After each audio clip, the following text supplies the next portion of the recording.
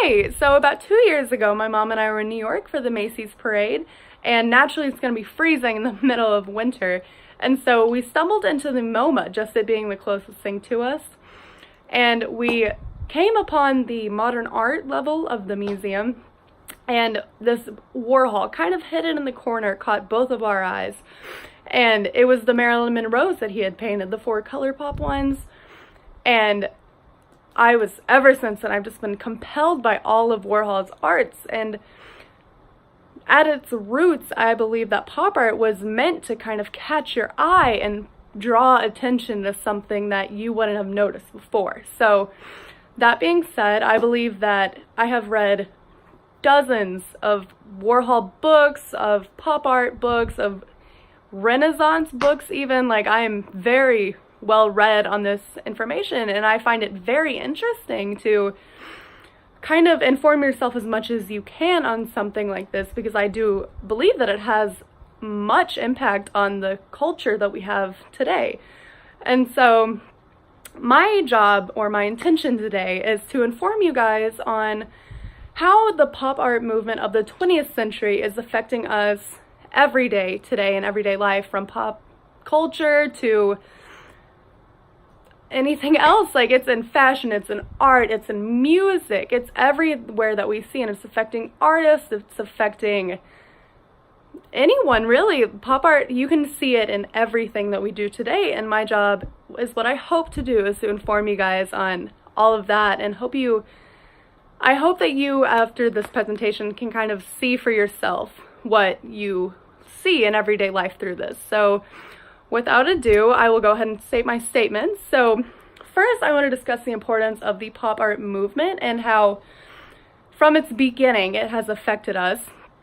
And then secondly, I will discuss revolutionary ideas that Warhol brought to the table from the 60s, 70s, 80s, all the way until now. And then third and finally, I will be discussing the major impacts that pop art had from the beginning to now and will continue to have on our culture, on their culture in the past, on our future's culture, our kids' culture. Everyone will be seeing this, and I do not believe that it will be dying out anytime soon. So without ado, I will go ahead and start my first one.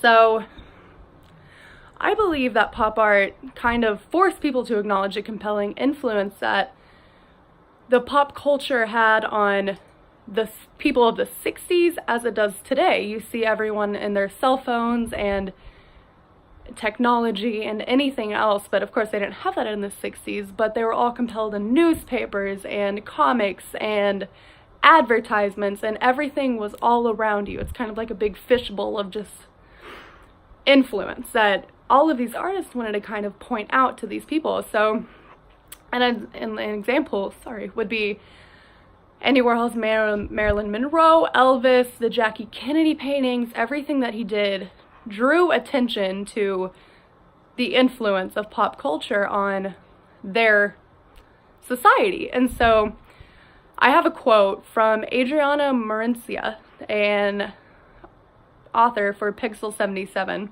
And she says, "Pop art intended to employ images of popular in contrast to elitist culture and art, emphasizing mundane elements of any given culture, usually through the use of irony." So what that's kind of alluding to is how Warhol began kind of poking fun at the Renaissance ideals of paintings and how they were all so structured and tight, and nobody really wanted to interpret them because they were just so confusing, and they had great meaning and they were beautiful, beautiful paintings, but nobody wanted to look that far into them. So what I believe Warhol was trying to do was, by critiquing Renaissance paintings from the 16th century, he ended up kind of critiquing his own society a little bit, which I found very interesting because you don't see that much in the 60s, at least, not in art.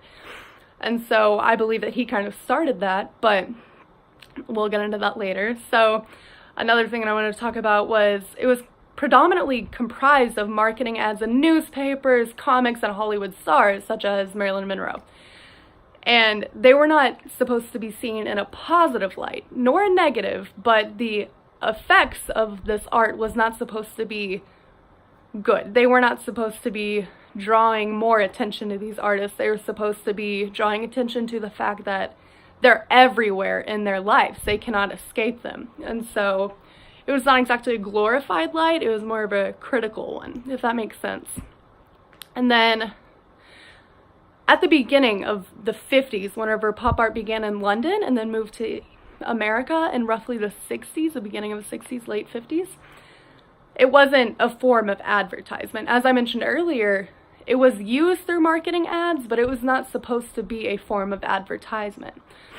And so whenever you think of pop art, you probably think of, excuse me, like comic books or lots of colors or women in short outfits and trying to sell you cigarettes or something. Those are all very important examples of pop art just in culture. That is the form of marketing. They were not trying to make it that, but I guess kind of just as any art, it took itself over and went that direction. But as the movement grew, people slowly started to realize, like, hey, our image isn't really getting across, and these people are going to see these as advertisements. We might as well just take it and run with it and make all of these explain how you're being controlled by society, if that makes any sense at all. I'm trying my best, but I believe that they're trying to say that pop art was trying to emphasize how much they have going on in their daily life that they don't realize, if that makes sense. So, sorry. To move on, we're going to talk about Andy Warhol and how he, in my opinion, is arguably one of, if not the best artists of not only the pop art movement, but arguably ever. So feel free to discuss that in the discussion board.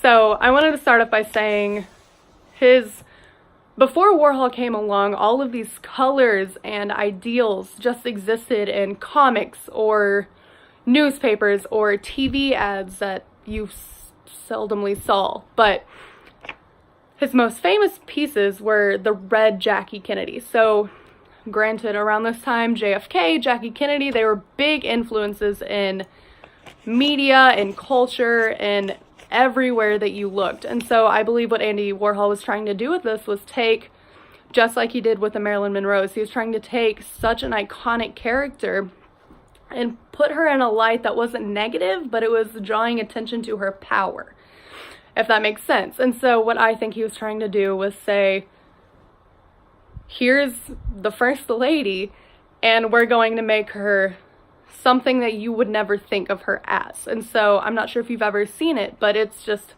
very bright and colorful, and Jackie wore a lot of pink. This has no pink. It's completely red and sunglasses. It depicts her perfectly. It's beautiful. But I think he was kind of draw attention from, she's not just his wife, she's also a very powerful woman in the country.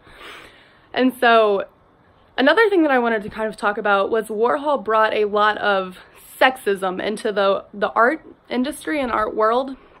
And pop art became very sexualized as things went on, and it was just very, like, it depicted women in a very bad light, if you want to argue that, and a lot of women, radical feminists, did not appreciate it. So in 1968, an activist member of Scum, a feminist organization, decided to shoot Andy Warhol in his studio.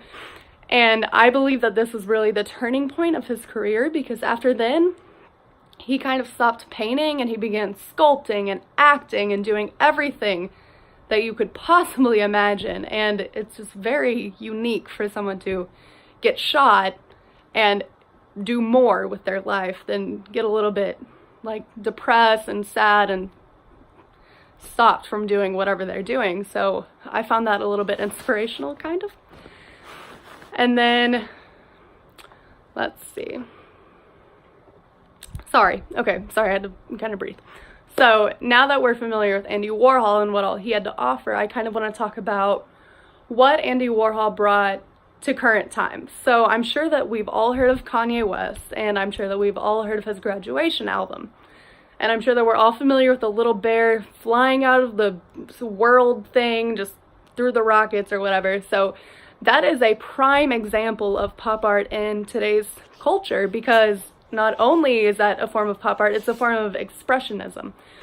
And what the artist was trying to do was take Kanye's idea and put it to the wider scope in the controversial world that we're in. And then another thing was this man named Simon Huygens. I think that's how you pronounce it. I apologize if I'm wrong. But he noticed that we're so engulfed in our own ideas and thoughts and what everyone has to think about us that we often don't have time to think for ourselves, or really just take a step back and kind of recoup and see things from a whole different perspective. So he kind of brought about the idea of sensory deprivation tanks. And so he kind of made a tank that had no noise, no sounds, no feel, like no sensory things. So you were just sitting in pitch black and you have no concept of time, light, words, people, anything. You were just alone.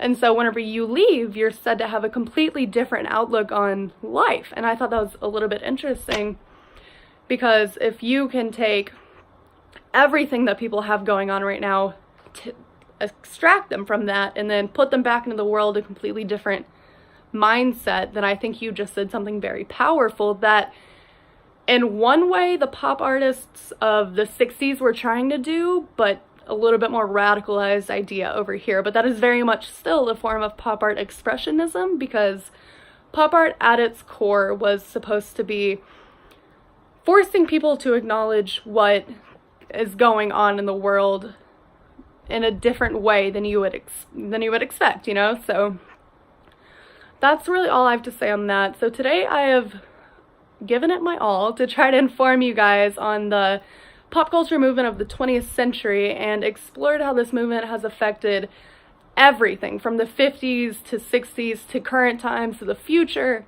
and everything within the pop art realm that we have right now. So in the final analysis of everything, pop art forced people to acknowledge a compelling influence that pop culture on society had during this time. So Andy Warhol, in my opinion, is arguably the best artist ever, and that will never change, in my opinion, unless somebody else comes along.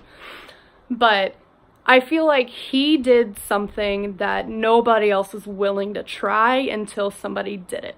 And for that, I believe that he will forever remain a great in this world. And I do not see any of this social realism dying off anytime soon. So thank you guys so much. Bye.